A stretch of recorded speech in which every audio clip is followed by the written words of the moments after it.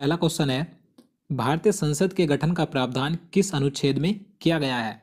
देखिए, जितने भी क्वेश्चन मैं आपके लिए लेकर आया हूं, अगर आपको उनमें से किसी का भी आंसर पता है तो हमें कमेंट में बता सकते हैं। तो इसका राइट आंसर ऑप्शन सी हो जाएगा, अनुच्छेद 79। आपको ध्यान रखना है, इस अनुच्छेद में भारतीय संसद के गठन की बात कही गई है। और अगर हम बात करें अनुच्छेद यहाँ पर 80 की, इसमें राज्यसभा के गठन की बात कही गई है। और यहाँ पर अनुच्छेद 81 में लोकसभा के गठन की बात की गई है। और यहाँ पर जो अनुच्छेद 82 है, इसमें कहा गया है कि जो प्रत्येक 10 वर्ष के बाद जनगणना होती है, तो जनगणना के बाद पुनः समायोजन करना। तो आपको ये चारों अनुच्छेद ध्यान रखने हैं। तो चलिए नेक्स्ट क्वेश्चन देखते हैं। भारत में संसद की व्यवस्था किस देश के संविधान से ली गई है। राइट आंसर ऑप्शन बी हो जाएगा, ब्रिटेन। आपको ध्यान रखना है, ब्रिटेन देश के संविधान से जो भारत में संसद की व्यवस्था है यहां से ली गई है। नेक्स्ट क्वेश्चन देखते हैं। भारतीय संसद के दो सदन कौन कौन से हैं। राइट आंसर ऑप्शन बी हो जाएगा, लोकसभा एवं राज्यसभा। तो आपको ध्यान रखना है, भारतीय संसद के दो सदन होते हैं, लोकसभा और राज्यसभा। नेक्स्ट क्वेश्चन है, भारतीय संसद के कितने अंग होते हैं। देखिए, इससे पहले क्वेश्चन में हमने संसद के सदन की बात की थी, दो सदन होते हैं। इस क्वेश्चन में अंग पूछे गए हैं कि कितने अंग होते हैं। तो इसका राइट आंसर ऑप्शन बी हो जाएगा, 3। आपको ध्यान रखना है, अंग 3 होते हैं भारतीय संसद के। कौन कौन से, लोकसभा, राज्यसभा और राष्ट्रपति। तो आपको ये सभी ध्यान रखना है। नेक्स्ट क्वेश्चन देखते हैं। क्वेश्चन नंबर 5 है, निम्नलिखित में से कौन भारत में कानूनों को बनाता है। राइट आंसर ऑप्शन सी हो जाएगा, राष्ट्रपति और संसद के दोनों सदन, यानी कि राष्ट्रपति और संसद के दो सदन, राज्यसभा और लोकसभा, ये तीनों मिलकर किसी कानून को बनाते हैं। मैं आपको बता दूं, जब कोई विधेयक संसद के दोनों सदनों में पारित हो जाता है, उसके बाद राष्ट्रपति की सहमति उस पर जरूरी होती है, क्योंकि जब तक राष्ट्रपति की सहमति उस विधेयक पर नहीं मिलेगी वह कानून नहीं बनेगा। राष्ट्रपति की सहमति मिलने पर ही कोई विधेयक कानून बनता है। तो आपको ये ध्यान रखना है। नेक्स्ट क्वेश्चन देखते हैं। भारतीय संसद के उच्च सदन को किस नाम से जाना जाता है। इसका सही आंसर ऑप्शन बी हो जाएगा, राज्यसभा। आपको ध्यान रखना है, भारतीय संसद का उच्च सदन राज्यसभा होता है और जो निम्न सदन होता है वो लोकसभा होता है। तो आपको ध्यान रखना है, आपसे एग्जाम में उच्च सदन या निम्न सदन कुछ भी पूछा जा सकता है। नेक्स्ट क्वेश्चन है, राज्यसभा के सदस्यों का कार्यकाल कितने वर्ष का होता है। राइट आंसर ऑप्शन ए हो जाएगा, 6 वर्ष। आपको ध्यान रखना है, 6 वर्ष का होता है राज्यसभा के सदस्यों का कार्यकाल। नेक्स्ट क्वेश्चन है, राज्यसभा को कब भंग किया जा सकता है। राइट आंसर ऑप्शन डी, कभी नहीं। आपको ध्यान रखना है, राज्यसभा कभी भी भंग नहीं होती है, क्योंकि ये एक स्थायी सदन होता है, इसे कभी भी विघटित नहीं किया जा सकता। मैं आपको बता दूं इसका क्या कारण होता है कि ये कभी भी विघटित नहीं होती है। इसके 1/3 सदस्य प्रत्येक 2 वर्ष के बाद सेवानिवृत्त होते हैं, यानी कि अवकाश प्राप्त करते हैं। तो इसी कारण से राज्यसभा कभी भी विघटित नहीं होती है। और आपको ध्यान रखना है, जो लोकसभा होती है, लोकसभा एक अस्थायी सदन होता है, वो कभी भी भंग हो जाती है। तो आपको ध्यान रखना है। नेक्स्ट क्वेश्चन है, राज्यसभा के सदस्यों की कुल अधिकतम संख्या कितनी है। Right answer option C, 250। आपको ध्यान रखना है, राज्यसभा में अधिकतम सदस्यों की संख्या 250 हो सकती है, इससे ज़्यादा सदस्य नहीं हो सकते राज्यसभा में।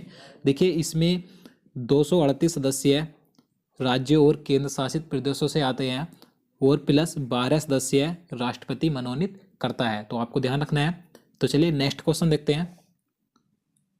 राज्यसभा में राष्ट्रपति के द्वारा कितने सदस्य मनोनीत किए जाते हैं। राइट आंसर ऑप्शन ए, मैं आपको पहले ही बता चुका हूं, 12 सदस्य मनोनीत कर सकता है राष्ट्रपति राज्यसभा में। देखिए, जो व्यक्ति कला, साहित्य, विज्ञान और समाज सेवा के क्षेत्र में ख्याति प्राप्त होते हैं, राष्ट्रपति उन्हीं व्यक्तियों को मनोनीत कर सकता है राज्यसभा में। तो आपको ध्यान रखना है। नेक्स्ट क्वेश्चन है, किस राज्य की राज्यसभा सीट सबसे ज्यादा है। यहां पर लिखने में मिस्टेक हो गया, तो इसका राइट आंसर ऑप्शन डी हो जाएगा, उत्तर प्रदेश। आपको ध्यान रखना है, उत्तर प्रदेश राज्य की राज्यसभा सीटें सबसे ज्यादा हैं। तो कितनी है ये भी ध्यान रखना है, 31, यानी कि 31 है। तो चलिए नेक्स्ट क्वेश्चन देखते हैं।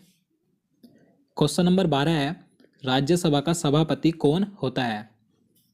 राइट आंसर ऑप्शन सी, उपराष्ट्रपति। आपको ध्यान रखना है, भारत का उपराष्ट्रपति राज्यसभा का सभापति होता है, लेकिन इसकी अनुपस्थिति में इसका जो कार्य करता है उपसभापति करता है, और जो उपसभापति होता है वह राज्यसभा के सदस्यों द्वारा चुना जाता है। तो आपको ये सभी ध्यान रखना है। नेक्स्ट क्वेश्चन देखते हैं। भारत का प्रधानमंत्री बनने की न्यूनतम आयु क्या होगी यदि वह राज्यसभा का सदस्य है तो इसका राइट आंसर ऑप्शन बी हो जाएगा 30 वर्ष। देखिए आपको यहाँ से ध्यान रखना है, जो भारत का प्रधानमंत्री होता है वह जरूरी नहीं किसी एक सदन का सदस्य हो, यानी कि वह लोकसभा और राज्यसभा दोनों में से किसी भी सदन का सदस्य हो सकता है। अगर वह राज्यसभा का सदस्य है तो उसकी आयु 30 वर्ष होनी चाहिए, और वह अगर लोकसभा का सदस्य है तो उसकी आयु 25 वर्ष होनी चाहिए। तो आपको ये दोनों ध्यान रखने हैं। तो चलिए नेक्स्ट क्वेश्चन देखते हैं। जनता का सदन को लोकसभा का नाम किस वर्ष दिया गया था? Right answer option A 1954। आपको ध्यान रखना है 14 मई 1954 को जो लोकसभा है इसका नाम रखा गया था, यानी कि 1954 से पहले लोकसभा का नाम जनता का सदन हुआ करता था। तो आपको ध्यान रखना है। नेक्स्ट क्वेश्चन देखते हैं। क्वेश्चन नंबर 15 है, लोकसभा के गठन का प्रावधान किस अनुच्छेद में किया गया है?